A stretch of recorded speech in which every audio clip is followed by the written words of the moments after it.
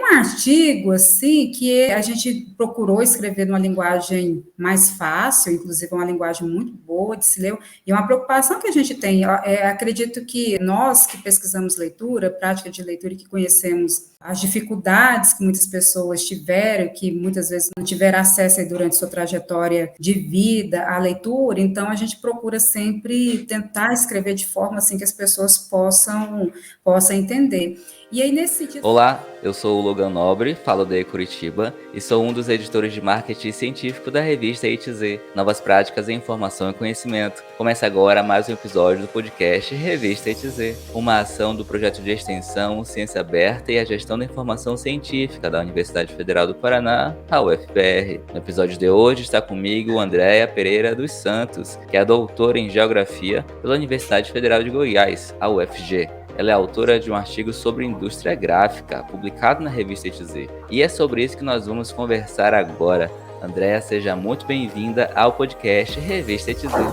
Muito obrigada. Eu é que agradeço pelo convite e também cumprimento aos ouvintes desse podcast. Muito bem. Andréa, vamos começar aqui, então, por favor, se apresenta, diz quem você é, de onde você veio, de onde você fala, o que você estudou, no que você trabalha, enfim, esse é o seu momento aqui de brilhar e se apresentar. Obrigada, adoro essa questão do brilhar, né? Então, a gente, quando tem a oportunidade de falar para as pessoas o que a gente faz, a gente é uma oportunidade de trocar com as pessoas, de falar para as pessoas o que a gente faz também, e de talvez de receber dessas pessoas contatos aí para entender melhor um pouquinho do que a gente tem tentado aí fazer em prol da ciência, para ajudar então a sociedade. Bom, eu sou Andréa, sou professora da Universidade Federal de Goiás, eu trabalho no programa de pós-graduação em comunicação e no curso de graduação em biblioteconomia. Sou formada em biblioteconomia pela UFG, fiz uma especialização em docência universitária, meu mestrado foi em comunicação, meu doutorado em geografia e fiz um pós-doutorado também em ciência da informação pela UFMG. O restante da formação toda, o UFG aqui é a instituição onde eu trabalho, que fiz a minha graduação até o doutorado. No curso de biblioteconomia, na graduação, eu trabalho especialmente com disciplinas e conteúdos voltados às práticas de leitura, disciplinas como leitura e sociedade, teoria da ação cultural, história dos registros do conhecimento, políticas públicas para o livro, leitura e bibliotecas. Trabalho com a competência informacional, com leitura e letramento informacional, com comportamento informacional, e isso também na pós-graduação. Então, eu oriento discentes do mestrado e doutorado, voltados para essa linha, por esse campo de pesquisa que eu atuo, que é a questão do letramento informacional, da leitura, prática de leitura, histórias da leitura, que é uma coisa que eu gosto bastante, inclusive que está muito forte na minha tese de doutorado, que é até engraçado, né? Eu fiz um estudo sobre leitura dentro de um doutorado em geografia, mas o que eu fiz? Pesquisar as trajetórias de leitura dos estudantes dos cursos de graduação da UFG. E eu comecei a perceber que dentro da geografia eu poderia, inclusive, perceber essa questão de como que o espaço, ele interfere, então, nessas trajetórias, justamente pelo o que eu tive de trajetória, de como os espaços influenciaram comigo enquanto estudante de graduação, inclusive, porque eu acho que eu posso falar um pouquinho mais, né, sobre isso. Uma coisa interessante é que eu venho da periferia. Aliás, eu ainda moro na periferia. Eu sou moradora de Aparecida de Goiânia, uma cidade metropolitana da capital, né, de Goiás, então fica muito próxima a Goiânia, então é região metropolitana. Então, minha vida praticamente toda foi aqui, saí um pouco, fui para a capital, mas acabei voltando novamente. Eu fiz toda a minha educação básica por aqui, nas escolas públicas que eu estudei por aqui. Então, quando eu saio daqui e consigo, com todo esforço, sacrifício, entrar para a universidade, isso há mais de 20 anos atrás, que eu entrei em 1999, eu me deparei com uma outra realidade, em que aquele espaço transformou completamente minha percepção de mundo, de leitura, de tudo. Eu acredito que o antes e depois da minha entrada na universidade enquanto estudante de graduação, digo que foi revolucionário dentro da minha vida. Então, os espaços interferem. E aí, os espaços interferem também, porque um pouco antes de que eu moro em Aparecida, desde os 12 anos de idade. Mas antes de morar em Aparecida, eu morei também em Goiânia, na capital. Era escola pública também, a escola que eu estudei até a minha quinta série, que hoje equivale ao sexto ano, e nós tínhamos uma biblioteca muito legal lá. Então, eu estudei nessa escola, o que a gente chamava antigamente de pré-escola, até o quinto ano. E essa biblioteca, ela sempre foi muito presente ali nessa escola, né? Então, a gente tinha um acesso aos livros, é tão profundo que até hoje eu lembro de como que eram as estantes assim muito voltadas para as crianças, né? Então, ou seja, bem organizada, e a gente tinha ali acesso a diversas obras assim da literatura infantil e juvenil. E quando eu venho para a Aparecida, em uma outra escola pública, eu me deparei com uma situação em que não havia biblioteca. Então, já me causou um estranhamento. Então, a região ainda mais periférica do que eu morava, em Goiânia, e aí eu chego aqui, e o primeiro estranhamento que eu tenho, que eu chego na escola e falo, cadê a biblioteca? Aí as pessoas, não tem biblioteca, né? Então, assim, foi um baque muito grande para mim, que uma coisa que ficou guardadinha, que só depois que eu fui fazer o curso de biblioteconomia, que aí essas coisas, assim, voltaram, assim, para minha mente, e aí que me levaram, inclusive, a pensar quanto que essas trajetórias da gente de vida, a gente, então, interfere ali nos interesses, no que a gente passa a ser. Antes de ser professora na UFG, eu fui por muitos anos bibliotecária do Instituto Federal de Goiás. Então, eu tenho uma experiência enquanto profissional dentro da biblioteconomia também, na biblioteca do IFG, dos IFs, na época que eu entrei era Cefet, mas antes de sair já tinha se transformado nos institutos federais. Então, assim, basicamente essa é a minha trajetória geral de vida, de chegar onde eu estou a partir desse momento, que eu acho que depois a gente pode falar mais um pouquinho a partir do artigo. Muito bem. Fica aí o testemunho das bibliotecas transformando a vida das pessoas. Eu também sou filho de biblioteca, né? Se eu tô onde eu tô aqui fazendo divulgação científica, estudando, fazendo mestrado, foi graças às bibliotecárias por onde eu passei, né? Foi graças às profissionais que estavam nas bibliotecas das escolas, das universidades por onde eu passei. E, André, fala um pouquinho pra gente agora sobre os teus interesses atuais de estudo e de trabalho, né? O que vem te despertar do interesse aí para você estudar e trabalhar, seja lecionando na Universidade UFG, seja grupo de pesquisa, escrevendo artigo como esse, que é da revista A2Z. Fala um pouquinho pra gente dos seus interesses atuais. O que eu tenho trabalhado bastante hoje, tanto nas orientações de mestrado, doutorado, trabalho de conclusão de curso, também nas iniciações científicas, é a questão das competências informacionais, do comportamento informacional, das práticas de leitura em ambientes digitais, de como que os ambientes digitais também podem influenciar nas práticas de leitura. Trabalho muito em relação aos preconceitos de leitura. Aí os preconceitos de leitura, o que é? É você pensar assim, que tal obra não é adequada para as pessoas de um certo modo. Preconceito, por exemplo, em revistas em quadrinhos, em revistas femininas, em livros de bolso, tipo Sabrina. Então, trabalhar com esses preconceitos de leitura que é do interesse geralmente do jovem, de ir contra esse discurso que o jovem não gosta de ler, aliás, que as pessoas, no modo geral, não gostam de ler, quando que a gente percebe que, na verdade, o que falta é oportunidade para se ler, ou seja, com a possibilidade de mais bibliotecas escolares, com mais bibliotecas públicas, com mais bibliotecas comunitárias. E aí, dentro disso tudo também, agora tem uma questão que a gente não consegue mais deixar de pesquisar, de observar e de ler sobre e de buscar mais informações, que é em relação à desinformação, às fake news, que, de certa forma, ali entra muito dentro da perspectiva do letramento informacional, das competências informacionais e do comportamento informacional, né? E aí entra também o tema que eu escrevo também e que eu oriento e trabalho também com as disciplinas, que é a história dos registros do conhecimento e as histórias de leitura. Então, isso tudo, então, entra dentro desse escopo aí que eu busco trabalhar e orientar meus alunos. Então, dentro da perspectiva também da ação cultural, então, de que forma que a ação cultural pode contribuir para que as pessoas passem a ver o mundo com outros olhos, com menos preconceito, com um olhar de que aprender sobre o outro, né? Aprender que existem outras culturas que são diferentes da minha, e basicamente isso, é bastante coisa, assim. Bastante coisa, hein? Mas vamos lá falar agora diretamente sobre o seu artigo publicado aqui na A2Z. Conta pra gente de onde Uhum. que surgiu a ideia de escrever sobre esse tema que é a indústria gráfica.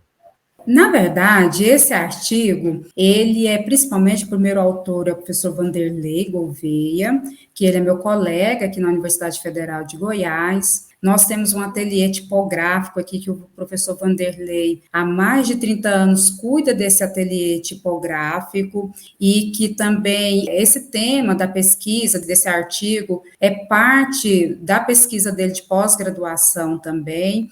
E eu estou tentando herdar isso dele também aqui na universidade, envolvendo-me também com essas pesquisas em relação, que aí a gente discute lá muito a questão dos trabalhadores da indústria gráfica, né? Então, de mostrar como que esses trabalhadores, eles contribuíram, assim, fortemente para o que a gente tem hoje em termos culturais. E aí é um artigo que é escrito a partir de um viés da história cultural, ali de Chartier e entre outros autores que estudam nessa perspectiva, para mostrar, assim, a história desses trabalhadores. Então, de como que essas influências na indústria gráfica, elas influenciam no hoje que a gente tem, especialmente aqui no estado de Goiás. Então, o nosso ateliê, ele tem máquinas do século XVII, do século XVIII, e é um ateliê que produz materiais a partir desses equipamentos antigos, de linotipos antigas, de fazer composição a partir de tipos, né, das letrinhas de tipo, de montar ali letrinha por letrinha. Então, tem esse trabalho artesanal, de livros artesanais que são, então,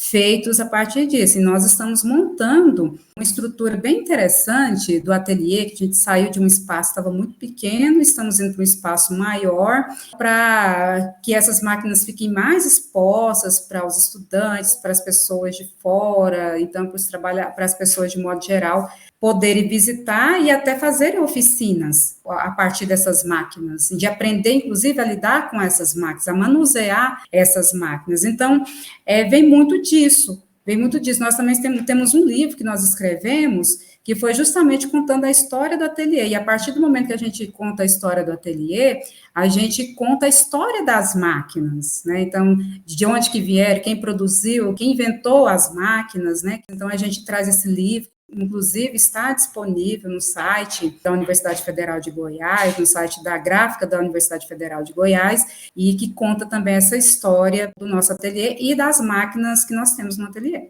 Olha só, gente, que interessante. Eu não imaginava que a resposta seria essa, não, ó. Tem até livro aí publicado.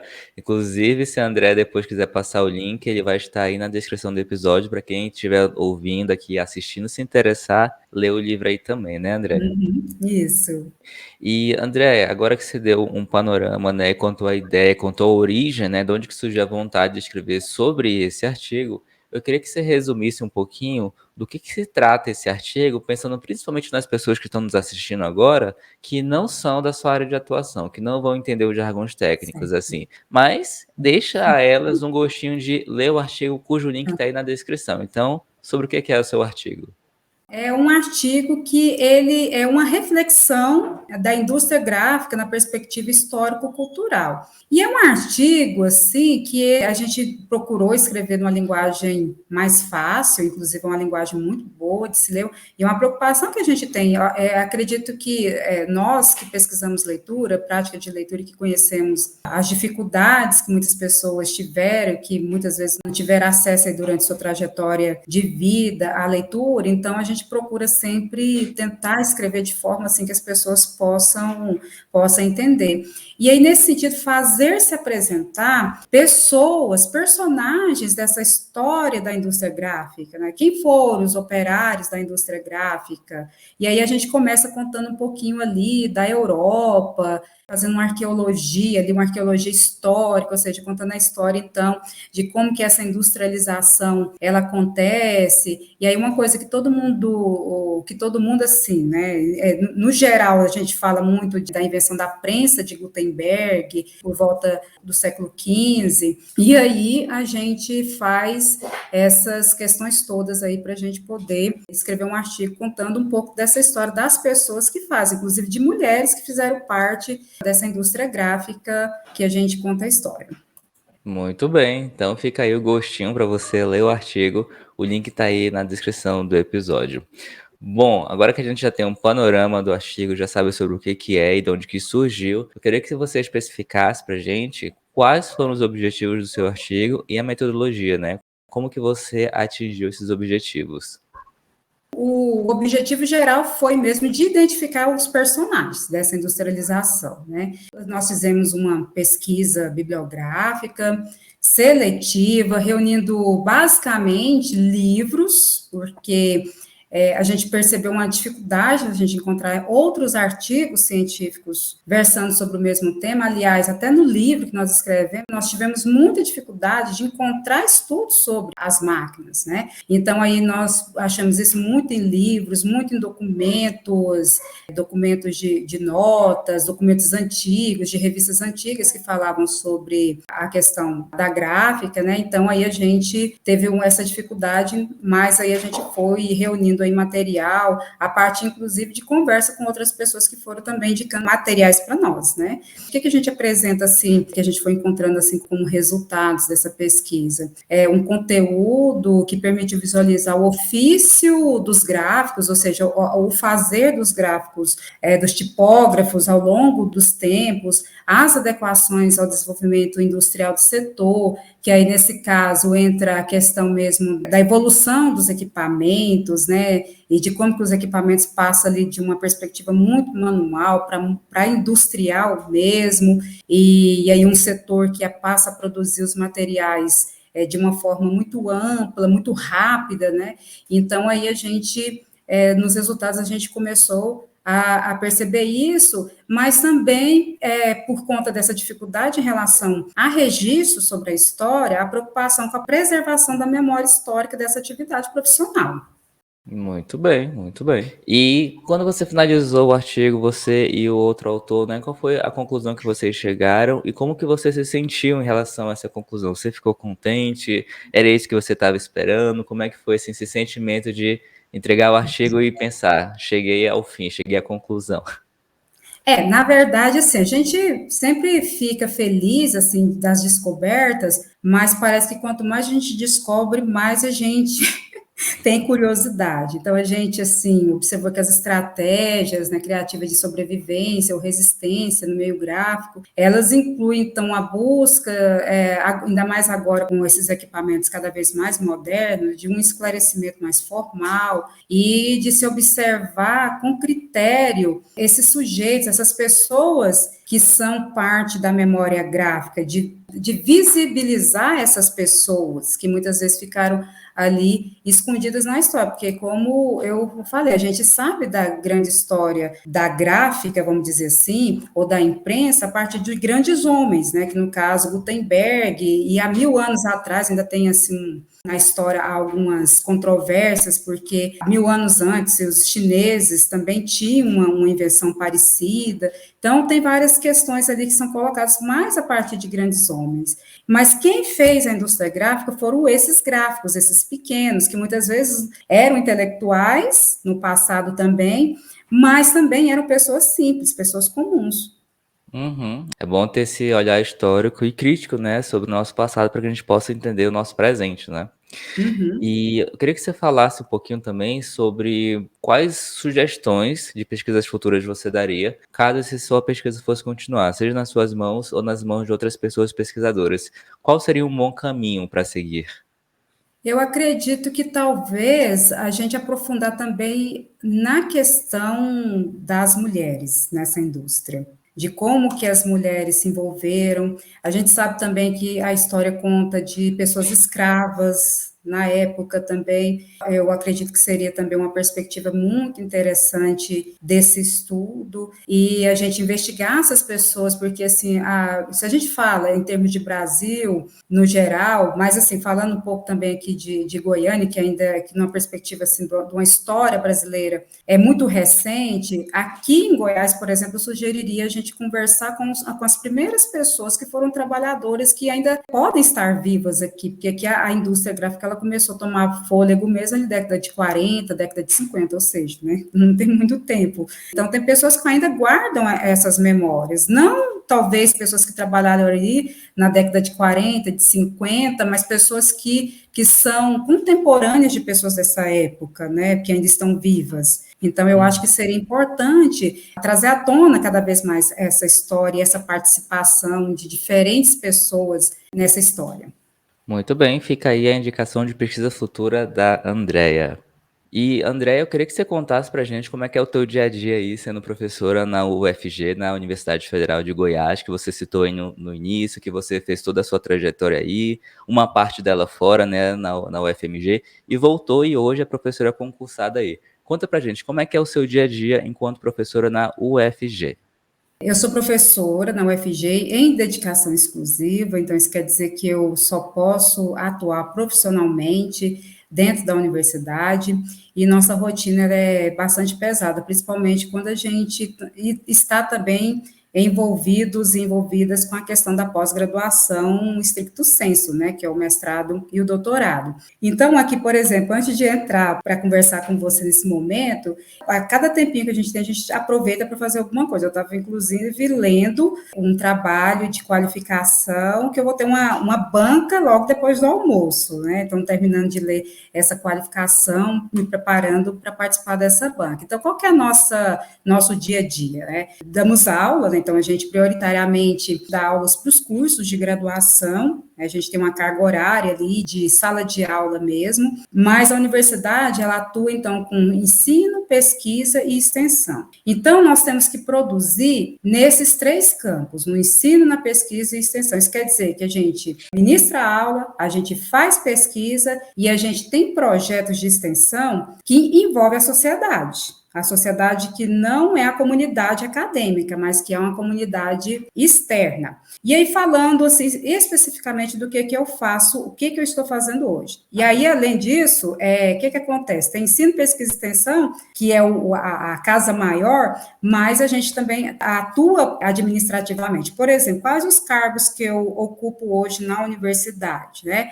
Hoje eu sou professora da graduação, sou professora da pós-graduação, do programa de pós-graduação em comunicação, sou coordenadora do curso de biblioteconomia modalidade AD, nós temos hoje a modalidade AD, a modalidade presencial, então eu sou coordenadora da modalidade EAD, sou coordenadora de projetos de ensino da minha faculdade, sou coordenadora de um curso de especialização em letramento informacional. Estou coordenando um projeto hoje bem grande, que é sobre as práticas leitoras e competências leitoras informacionais de jovens de 10 a 24 anos, moradores de Aparecida de Goiânia. Tenho como projeto de extensão as bibliotecas comunitárias, então a gente tem montado bibliotecas comunitárias em alguns bairros, tanto de Goiânia, Aparecida e em outros locais, então esse é um dos meus projetos de extensão, além de eventos. Coordeno um evento chamado Café com Leitura e Seminário de Leitura Espaço e Sujeito, oriento a estudantes em estágio supervisionado, então eu tenho estudante, então dentro de orientação oriento trabalho de conclusão de curso, estágios supervisionados, estágios remunerados, alunos de pós-graduação stricto sensu, alunos de pós-graduação lato sensu, que é a especialização, e também desenvolvo aí uma série de outras atividades ali, que a gente participa de comissões, de concurso, uma comissão, então, para avaliar algum processo. Então, é uma vida, assim, bastante movimentada, sabe? Então, é bem trabalhoso, mas, ao mesmo tempo, é prazeroso também. Olha aí, vocês estão vendo o que uma professora faz? Faz muita coisa. Então, você, estudante aí de universidade pública, dê valor ao seu professor, dê valor à sua professora. porque ela tá lá fazendo 1000 coisas ao mesmo tempo e ainda tá te dando uma educação de qualidade, tá bom? Uhum. E Andréia, fora do mundo das pesquisas, quem é a Andréia? O que você faz no seu tempo livre? Quais são os seus hobbies? O que o Lattes e o LinkedIn não contam sobre você? Ah, esse é muito bom, contar da vida é muito bom, inclusive até assim, eu acho que essa questão da humanização, ela é bem interessante quando a gente fala para além do pesquisador. E por coincidência, esse trabalho que eu estou lendo, que é para uma banca de qualificação, o estudante ele começa se apresentando, falando da sua trajetória. Eu sou uma pessoa que ama história de vida, né? Amo história de vida, amo saber o que as pessoas fazem, o contexto que as pessoas vivem. Então, quem sou eu? Eu sou Andréia, eu sou uma mulher negra, sou casada, tenho 2 filhos, uma filha que vai completar 13 anos e um outro de 10 anos de idade, tenho 6 gatos, cada um de uma cor, eu não repito cor de gato, então toda vez que eu arrumo um gato, eu procuro arrumar um gato de uma cor diferente, né? Então, eu acho que talvez esse é um dos meus hobbies, cuidar de gato também. Mas eu tenho 6 gatos só aqui, porque na casa da minha mãe, que é uma chácara, tem mais uns 4, viu? Porque eu também ajudo a cuidar. Então, eu tenho os meus gatos, minha paixão são os meus gatos, ainda bem que é a paixão da família inteira aqui em casa. Então, desde o meu esposo aos meus filhos, nossa paixão são os gatos. Então, eu gosto muito, eu tenho uma relação muito boa com meus filhos, assim, muito verdadeira. Uma coisa que nós fazemos todos os dias antes de dormir é ler, né? Então, isso aí, desde o útero, a gente tem esse momento, assim, que é um momento muito afetivo, muito bom, assim, para a gente, então, para fechar o nosso dia.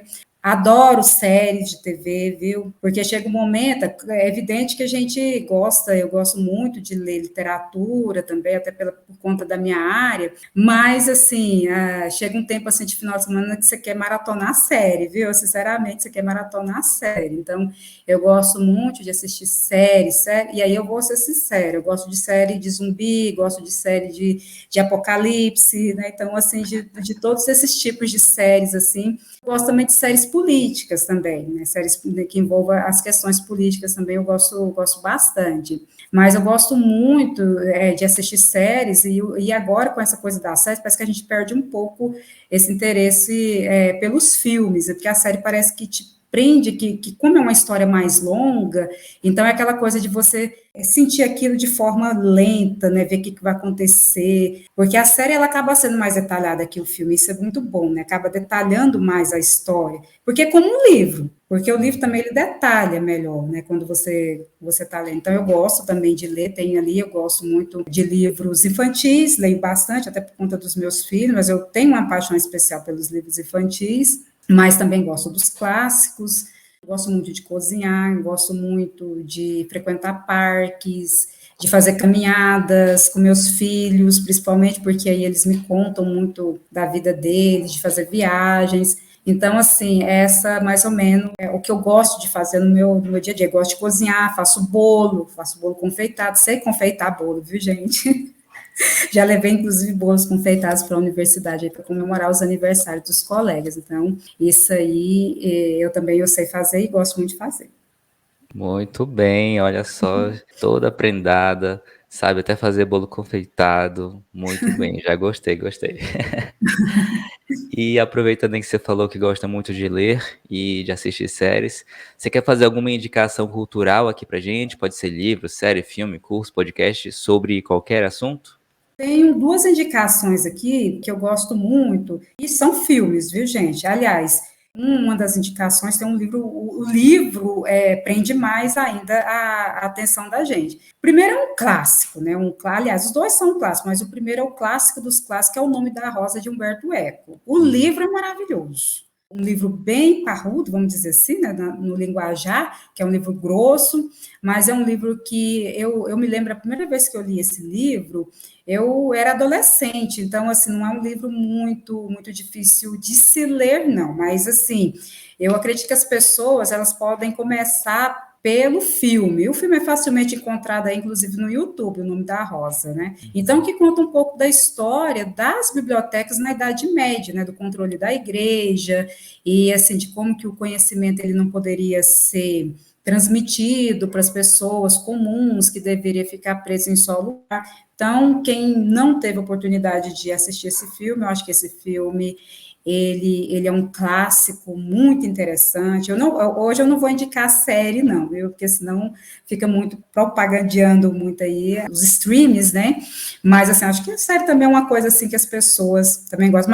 Mas se bem que tem um outro documentário que eu acabei de me lembrar aqui, que fala sobre redes sociais, né, que é o dilema das redes, esse sim vale a pena, principalmente quando a gente pensa nessa questão das bolhas. Eu não sei se você teve a oportunidade de assistir esse documentário, que é fantástico, magnífico. Então, esse eu indico sim, e está nos streams aí disponível. Agora, um outro filme também que eu acho fantástico, que envolve essa questão de biblioteca também, é o filme Alexandria, que conta a história da Hipátia, que foi aquela filósofa grega, matemática, que dentro de um período ali que as mulheres ali não tinham muito, vamos dizer assim, muito chão, aliás, até hoje às vezes a gente ainda não tem muito, mas que aí conta então a história da trajetória dessa filósofa e acaba contando um pouco da história da Biblioteca de Alexandria também, né? Então, eu acho que são indicações assim que eu faria hoje para vocês aí. Muito bem, então ficam aí as várias indicações da Andréia, elas estarão listadas aí na descrição do episódio. Andréia, muito obrigado por ter aceito o convite e ter vindo aqui conversar conosco. Tá bom, e eu que agradeço demais, adorei conversar com vocês também. Chegamos ao fim de mais um podcast Revista ETZ, uma ação do projeto de extensão Ciência Aberta e a Gestão da Informação Científica da UFPR. Na descrição estão os contatos da entrevistada e o link para você conhecer mais sobre o artigo Breve Reflexão da Indústria Gráfica na Perspectiva Histórico-Cultural, escrito pela Andréia, que começou conosco agora, e também pelo José Vanderlei Gouveia. Na descrição do episódio estão os links para você encontrar a Revista ETZ, um periódico científico interdisciplinar de acesso aberto do Programa de Pós-Graduação em Gestão da Informação da UFPR. A Revista ETZ tem um site e está no LinkedIn, YouTube, Twitter, Instagram, Facebook e nos maiores agregadores de podcast do planeta. Basta procurar por Revista ETZ. Eu sou o Logan Nobre e a gente se fala no próximo episódio. Até mais! Até mais, obrigada!